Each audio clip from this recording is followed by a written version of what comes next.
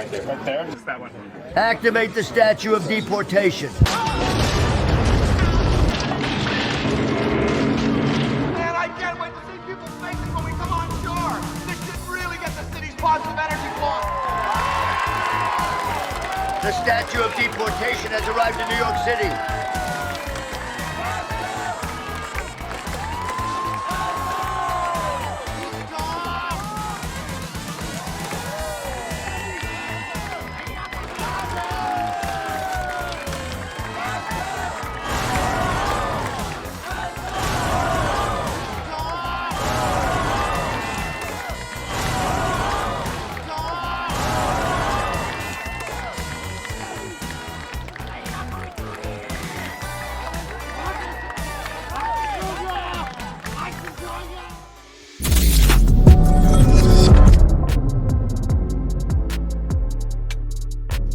Don, welcome to the program, man.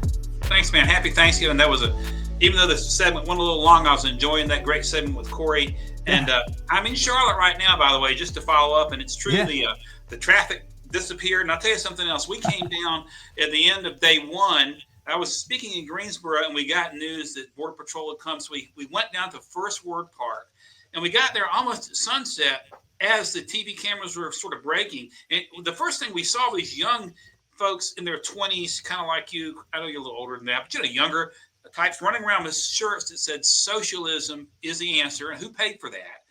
And the other thing that that's an interesting little tidbit is that I had a routine matter at the Department of Motor Vehicles this week, and just to go in and make a little change, and I got in and out within 25 minutes, and all the sort of bonus points that we get from the Border Patrol being here. So I know you haven't asked me any questions yet, but I thought you might find that fascinating. So I do find it fascinating. We have said quite regularly on this program that every problem that you have with American society right now could be alleviated and ameliorated with mass deportations. Whether it is packed classroom sizes, the prices at the grocery store, the prices of gas, the prices of a home, or traffic on your street, or crime on your sidewalks, all of them can be solved with mass deportations. That is the answer. And Charlotte's proving it right now.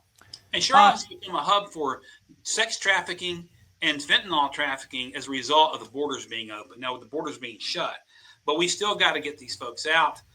All these families who've lost their sons and daughters to accidental overdoses, losing more Americans in 1 year to fentanyl than 10 years of the Vietnam War, it's atrocious. So I applaud the administration, and I'm hoping to see him keep it up. I know that he will. So it's a step in the right direction. I agree with you. I think getting into the businesses is probably the most efficient way of identifying a lot of these folks who are taking American jobs. We got to get our jobs back. So I didn't mean to go off track, but I agree with you. Not at all. Not at all. The data backs you up, obviously. I mean, the maps speak for themselves, right? This is, they like, thank ICE. If you're in the Charlotte area, thank ICE for your Thanksgiving holiday traffic alleviation and holiday travel capacity around the Charlotte area, if that is where you live. Okay, so Don, this is your first time on the show. You are a former Navy JAG officer. You served at the Pentagon. That's right. You were also a former special U.S. assistant attorney. And so I wanted to talk with you. You had sort of a perfect pedigree to talk about this fascinating video that is from the Seditious Six, as they have been called by Pete Hegseth. Right. And in this video, we don't need to play the whole thing or any of it, other than to effectuate that what they are doing is declaring that members of the military and intel services stop following orders from the commander-in-chief and from the Pentagon. And we've read American law and we've read some of the military law live on air. It doesn't seem legal. It doesn't seem something that like is smart to do. And it seems very insurrection-y to us, but we're not the experts. Don, you are. So what's your take on this? Well, first off, let's be clear. The Commander-in-Chief, the President of the United States, has the constitutional authority to protect American lives and property on the high seas. It goes all the way back to Thomas Jefferson with the Barbary Wars, when he sent the Navy and the Marine Corps into the Mediterranean when the Barbary pirates were attacking American shipping. Abraham Lincoln seized the RMS Trent, a British mail ship, because it had a Confederate sympathizer. And Franklin Roosevelt issued shoot-on-kill orders to the Navy in the Atlantic before Pearl Harbor when we were protecting convoys against German U-boats. Of course, Reagan sent troops into Grenada, George H.W. Bush into Panama, and even Bill Clinton issued a naval blockade of Haiti. So it is constitutionally proper for the President of the United States, under his authority as Commander-in-Chief, to protect Americans on the high seas. Now, listen, these dingbat Democrats know about as much of the Constitution or the UCMJ as I know about speaking Mandarin or Chinese. They know nothing. The issue with Mark Kelly, he's a Navy captain, and the UCMJ, which is the criminal code for the military, adopted and signed in 1950 by President Eisenhower, passed by the Congress, allows Mark Kelly and anyone else who is a retiree to be brought back up, investigated and prosecuted for violations of the UCMJ, and there are about 5 or 6 here. So I'm glad to see my friend Pete Hegseth take action here. I hope that we're going to see more substantive action. It is the height of their responsibility. Look, they're putting American lives in danger by encouraging sailors and Marines and airmen and not to follow orders. It's the most despicable thing I've seen, and many despicable things the Democrats have done for political gain. So since you were a JAG lawyer, I mean, we've all seen A Few Good Men, right? Like I'm sure you were Tom Cruise. Well, yeah, you can see the resemblance, right, Benny? I mean, I get mixed up all the time with Tommy, you know. That's so, right. I can say, I can see it, man. Thanks for reminding everybody about that. You're gonna be in the next Mission Impossible, bro. But go ahead. There's got to be could you break it down like you would for a very trusted and very loyal Labrador, somebody who doesn't know the military code, probably frontwards and backwards like you? Right. What military code laws were broken? What would charges look like against Mark Kelly, for instance, senator from Arizona, in this case? Like, how would you prosecute this case? Okay, first off, because Mark Kelly is a retiree and as Navy captain and is entitled to pay, not every veteran can be called back for prosecution, but retirees can. So Article 2 of the UCMJ allows us to call him back to investigate him for violating the UCMJ. There are about 6 different articles. The one that comes to mind first is Article 94, which prevents mutiny and sedition. Sedition basically is when a member of the armed forces or a retiree encourages the disobedience of civilian authority. And of course, Article 2 of our Constitution makes the president the commander-in-chief. You can't do that. It's just not just Article 94, but Article 88 prevents what we call disrespect or contempt against the commander-in-chief. So, as a member of the public, you can say whatever you want to say, but within the context of the military, you can't speak disrespectfully against any commander-in-chief. So he's looking at Article 88, Article 94. There's the general Article 134. He's undermining good order and discipline. I don't want to go too deep into the weeds, but those 3 in and of themselves are grounds for investigation, in my judgment, calling him back and subjecting him to what we call a general court-martial. So then what would happen in the court-martial? This is fascinating, by the way. I'm very interested in this. Could you explain what Mark Kelly would be facing? Like, let's say that you were defending him and he was sitting in a room with you. You just explained 3 or 4 different rules in the UCMJ that he broke. What penalties could he be facing? Well, the president has said, theoretically, for sedition, you could go all the way to the death penalty. That wouldn't happen here, but it is possible. He could also be prosecuted for treason. I didn't even go there. That is giving aid and comfort to an enemy of the United States, and these drug cartels are that. But he's going to try to raise First Amendment types of defenses. But the UCMJ was passed by Congress, and a number of these articles have been held to survive from constitutional standpoints. What will happen is, if in fact he's recalled, there will be an investigation, what we call an Article 32 investigation in the military. That's kind of like a probable cause investigation where a commander will appoint an investigating officer to look at what he said and what the others have said and determine whether or not there's probable cause that he has violated one of the articles. And I think that's a pretty easy go. And then if the decision is made to prosecute him, there will be a general court-martial convening authority. Could be the president, or it could be, a regional commander such as CENTCOM, and a number of them that could convene the court. And then a jury would be selected and a trial would take place to determine whether there's been a violation. But he could be called back up, forced back in uniform, and face charges on this. And I think, we need to at least get this process into motion. You just can't have members of the Congress trying to undermine a valid, order from the president. Listen, the whole idea of unlawful orders. I mean, look, Obama, for example, used drones to kill American citizens in the Middle East. Now, some of those American citizens might be shady, but they have constitutional rights. Out on the high seas, these terrorists who are bringing fentanyl, which is a weapon of mass destruction, into the nation, have zero constitutional rights. And it isn't like the president's ordered some action against American citizens like Obama did when the Democrats sat back and said nothing.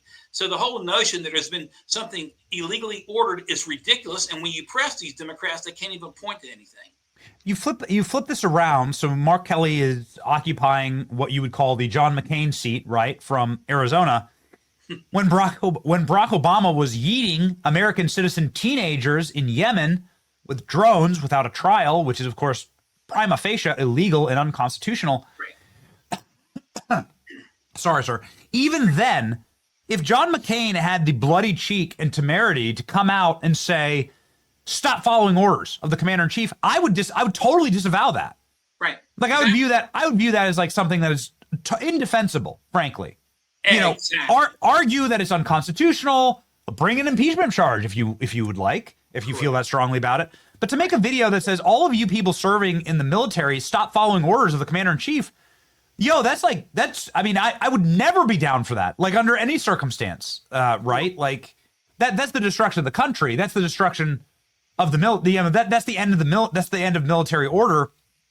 And a lot of these guys are on nuclear submarines. Yeah. And a lot of these guys have nuclear weapons or F-22 Raptors, very dangerous weapons, could kick off World War II. We have bases in every country around the world and guns pointed in every country around the world. And if you start like decaying order, then you'll kick off a world war real fast and get a bunch of people killed. Like if you start sending these messages to the American troops, I mean, it's insanely dangerous and indefensible. Yeah, it's an unconstitutional attack on the chain of command. See, the chain of command is constitutionally authorized at Article 2 with the president's commander-in-chief. And when you start undermining this chain of command, then you put American lives and other lives in danger.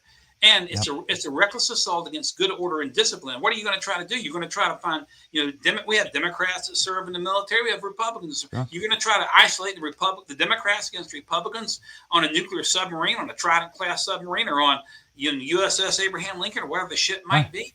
That is what they're appearing to try to do. And it's the most irresponsible thing I've ever seen a member. Well, I won't say the most irresponsible. It's among the most irresponsible acts I've ever seen members of the United States Senate engage in.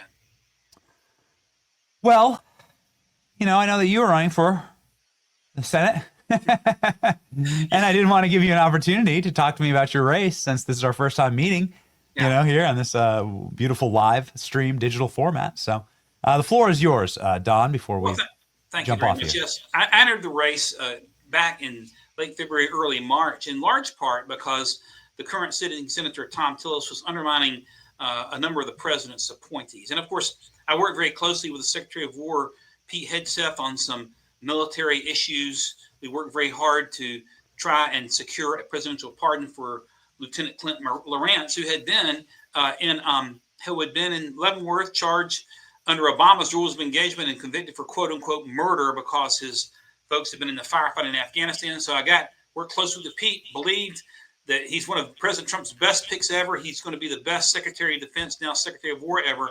And Tillis had promised to, if any nominees for the cabinet had come through the confirmation process, that he would support that nominee. Pete came through the Senate Armed Services Committee, and Tillis then still tried to tank the nomination. So that's what kind of kicked me off in the race. We've been in the race ever since then. We're running on an America First agenda, I believe, and I would love to see these Doge cuts eventually codified. I think the president has done a brilliant job. It's been the most brilliant execution of any administration in history in the first 300 days. But our Republican Congress has got to step to the plate. We still have a Department of Education that's got to go. The IRS has got to go. I'm running on what I call, Benny, a deep state reduction act. One of the recommendations that DOJ made is 300 to 400 agencies have got to go. We have got to take a meat cleaver to the deep state for two reasons. Number one, because it's busting our national, our national debt is going out of control because of this deep state. If you cannot constitutionally defend an agency, 3-letter, 4-letter, 5-letter, it's got to go. The Department of Education, of course, is under the crosshairs. It's got to go. FEMA was an absolute disaster here in Western North Carolina. We still have people that are displaced. That's got to go. The Internal Revenue Service has got to go. So I'm going to bring a meat cleaver approach to the United States Senate.